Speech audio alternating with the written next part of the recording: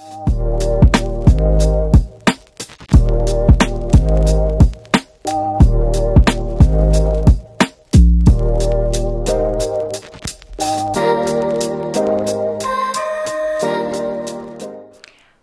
and welcome to layout number 3 in my series Tell More Stories. I am already cutting my pictures to the size of an outside of the page protector, and you can also see the white paper there in A4 size it is. So it's, I think, a little bit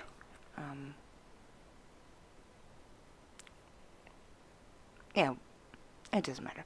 And I have printed the size of my layout with a little border on it, so I can arrange my photos on there. And as you can see, I'm going to do a little flip up here. But first we're going to jump right into Photoshop, and I will tell you how I added my journaling here. So as I just told you, I created my layout size with a border in Photoshop, printed that out, arranged my photos, and then measured from the top of the page to the end of the first photo, and then added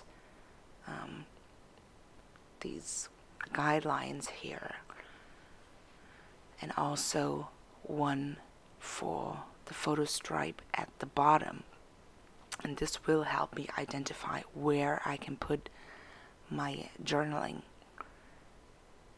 And here you can see, with the help of these guidelines, I have now created the space where I can put my text box, and that's what I'm doing right here. And always keeping in mind that on the right side I'm going to put the holes to put my page into an album.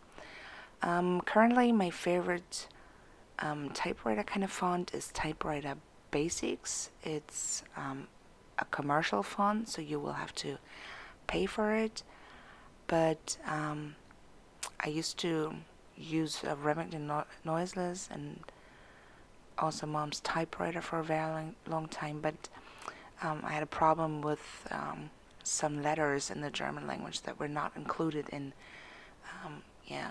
Remington Noiseless, so I always had to add those tiny things by hand. And Typewriter Basics, I think he is even German, I'm not really sure, but if your mother tongue is not English, then you should always look for other options, especially if your language has different letters.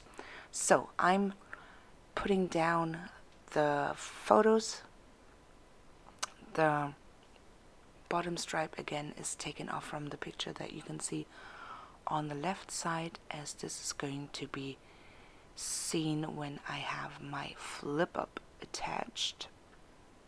And I'm also adding a little half circle with a 1-inch punch here. It's not 100% centered, but I'm okay with that. Trying to figure out how I'm going to do the flip up, and I decided to do it with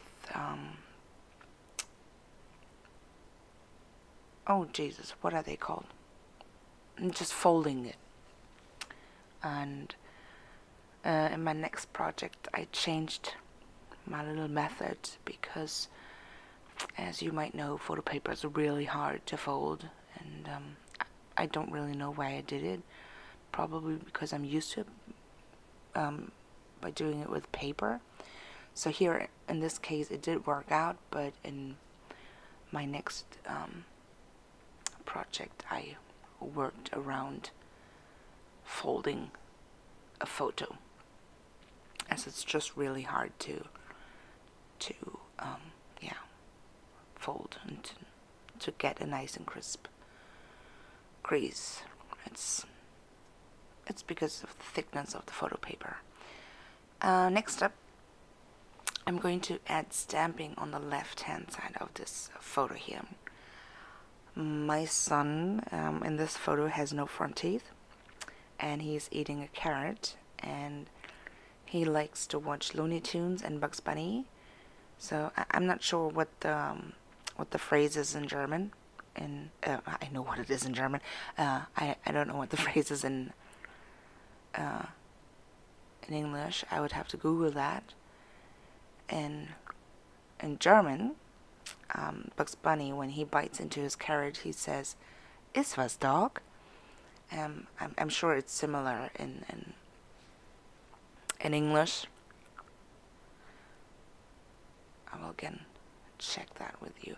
And I'm using Ellie Edwards stamps from her December Daily 2020 collection and Stays On ink.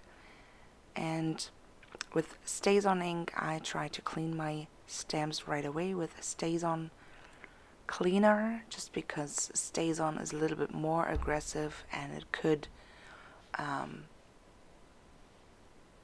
it could happen that your stamps do take damage from Stays On, so especially these clear stamps. So now I'm stamping the letters individually for my case obvious reasons. I do not have enough space, so by stamping the letters individually, I can move letters closer together and have the possibility to fit everything onto the page.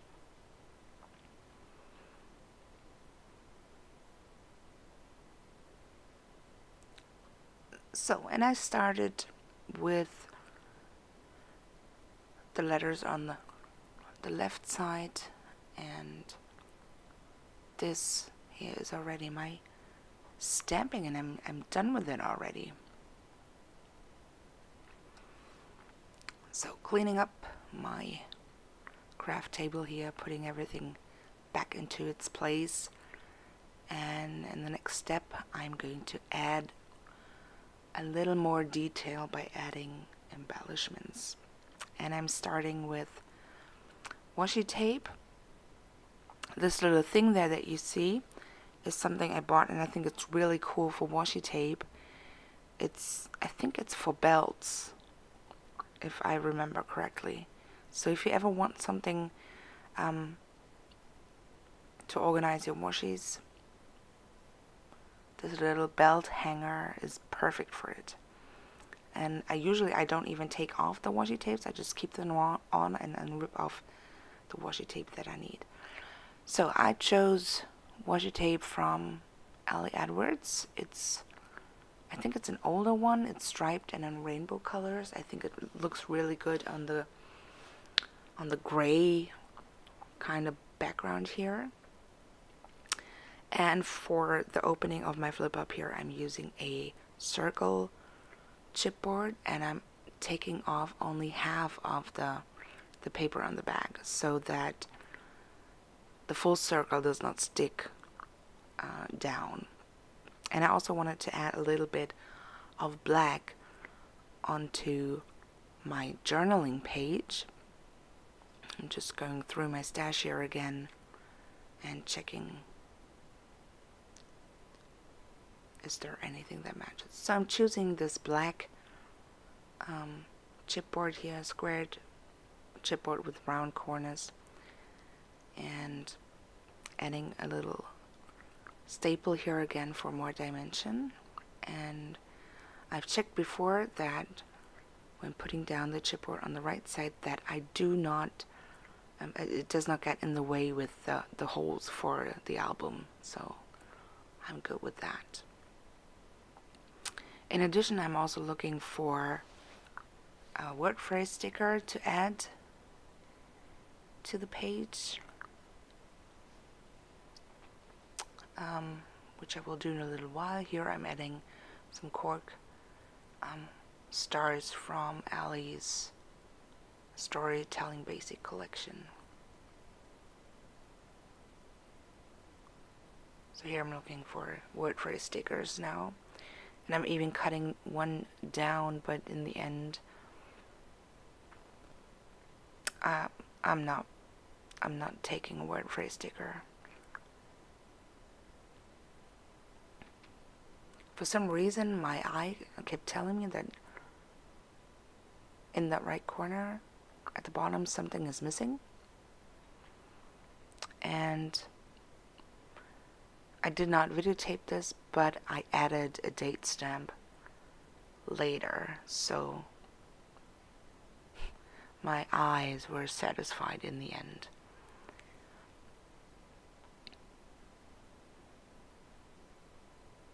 So, getting ready to put my page here into my album, and the first thing I'm doing, of course, is adhering the back of the layout before and the new layout together, lining everything up. I don't know, adhering pages back to back is not my favorite thing to do. I don't know, with other people it always looks so easy, but when I do it I feel like, I don't know, it's something I don't like to do. Very important when you adhere two pages together is that they do you know, are lined up properly, and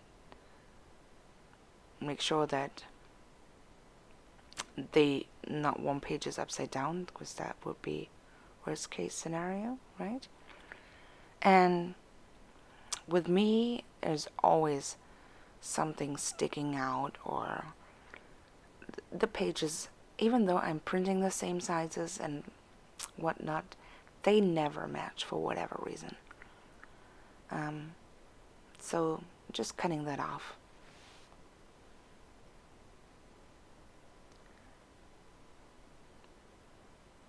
So next up, I'm using the holes from the layout before